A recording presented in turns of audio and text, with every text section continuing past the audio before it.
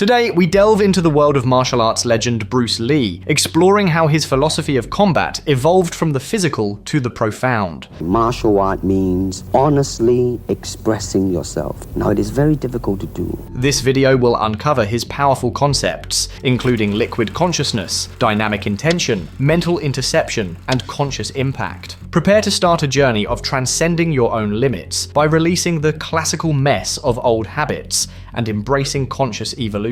Empty your mind. Be formless, shapeless, like water.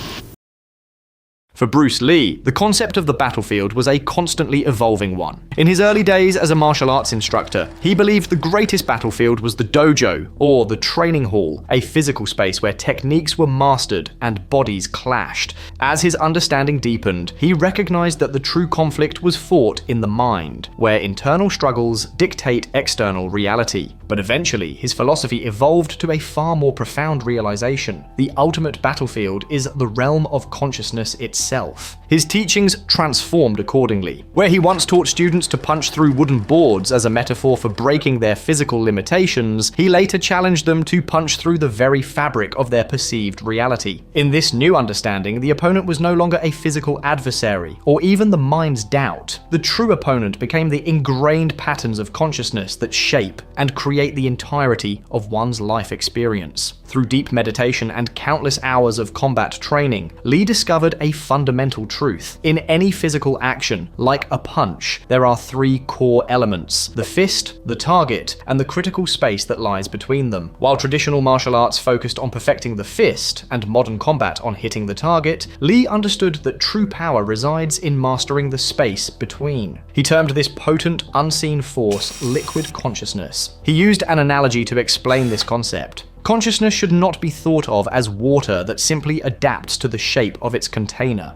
Instead, it is the force that shapes the container itself. This insight came to him during a moment of perfect clarity while training with his wooden dummy. After performing the same movements thousands of times, he suddenly realized the dummy wasn't just teaching him combat techniques, it was revealing the nature of consciousness. Each block, strike, and movement was not just a method of fighting, but a way of sculpting reality through focused awareness. On this modern battlefield, Lee argued, the greatest opponent doesn't throw punches. It throws thoughts, emotions, and patterns of being that trap individuals in invisible cages. These chains are not forged from iron, but from unconscious habits, rigid perspectives, and a limited awareness of one's own inner world. This is why his teachings moved beyond simply being like water. He began to teach his students to become the very force that moves the water. This realization was the key to understanding that his creation, Jeet Kune Do, was more than the way of the intercepting fist. In its highest form, it was the art of intercepting the very patterns of thought and emotion that construct one's reality. The greatest fight, he concluded, is waged not with fists and feet, but with moment-to-moment awareness. To navigate this new battlefield, Lee's philosophy evolved to include three core elements of what he termed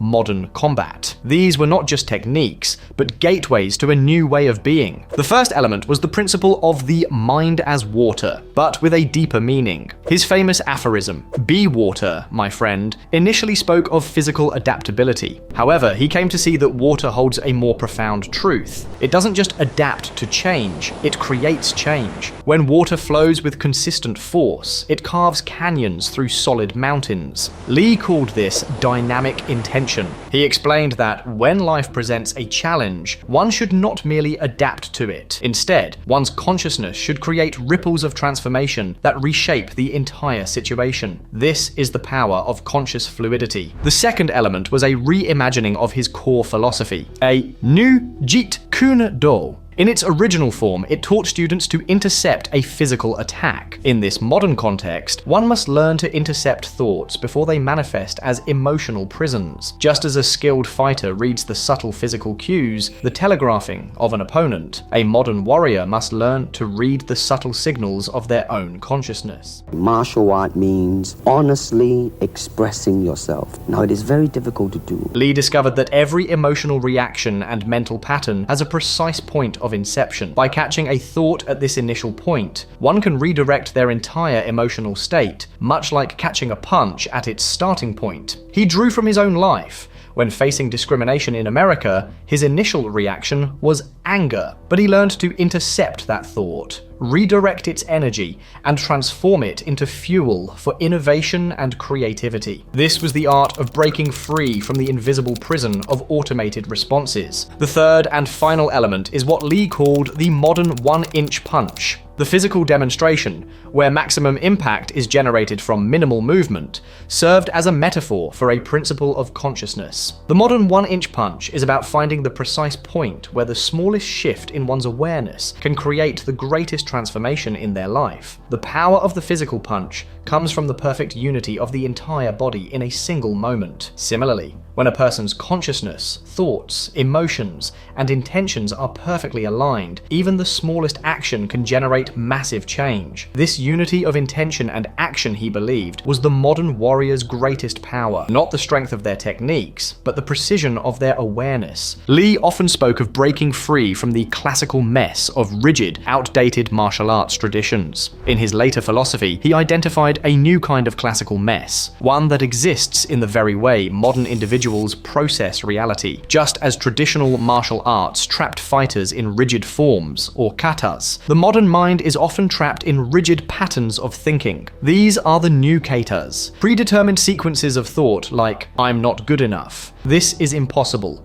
or "this is just how things are." These self-imposed beliefs are the invisible prisons of our time. He observed that most people are caught in pattern loops. They face a challenge, react in the same predictable way, achieve the same undesirable result, yet somehow expect a different outcome. This, to him, was the modern straitjacket of consciousness. He challenged the old wisdom of emptying one's cup to receive new knowledge by asking why one should remain a cup at all. The cup itself, the container, is the limitation. He taught that consciousness doesn't need a container. It needs to become limitless, like the sky. Breaking free requires what he called pattern recognition awareness. Just as a martial artist learns to spot their own telegraphing moves, an individual must learn to recognize their automated mental and emotional responses. The freedom is not in the absence of the pattern, but in the realization that the pattern is not you. This journey of understanding led Lee to his ultimate philosophy, conscious evolution. He taught that there comes a moment in every warrior's journey when they realize that simply adapting to change is not enough. While he once famously advised to be like water, he came to believe that true mastery lay in becoming the force that moves the water. He likened consciousness to an ocean. Most people merely float on the surface, reacting to every wave. Some learn to dive beneath the surface to find calm. But the true master, he argued, learns to generate the waves themselves, shaping the entire ocean of their experience. This was the transcendence of the self. His perspective had shifted from perfecting the self to expressing the self, and finally, to transcending the very concept of a fixed self. When a punch is thrown with perfect form, the doer, the doing, and the deed become one unified action. This unity is the secret to transformation. Most people live fragmented lives, with their thoughts, actions, and being misaligned. When all three are brought into harmony, one becomes not just the artist, but the art itself. True power wasn't in resisting or even flowing with change, it was in becoming change. To transform these profound principles from philosophy into lived experience, Lee advocated for a set of daily practices designed to train consciousness. He advised beginning each morning with a consciousness pulse check, a mental scan to notice one's thoughts, tensions, and automated patterns before engaging with the day. Throughout the day, he suggested pattern interruption breathing. When caught in an old, reactive pattern, one should simply stop and take one conscious breath. In that brief space between stimulus and response lies the power to choose a different path. For mental recognition, he taught the 3-second reset, taking just 3 seconds every hour to ask, am I operating from pattern or presence? Finally, the most powerful practice was creating reality-shaping moments. This involved choosing one small, simple action each day, like lifting a cup of tea, and performing it with complete unity of mind, body, and intention. This was the practice of the modern one-inch punch. Ultimately, Lee's final message was one of empowerment and evolution. He believed that the power for transformation already exists within every person, just as a caterpillar already holds the blueprint to become a butterfly.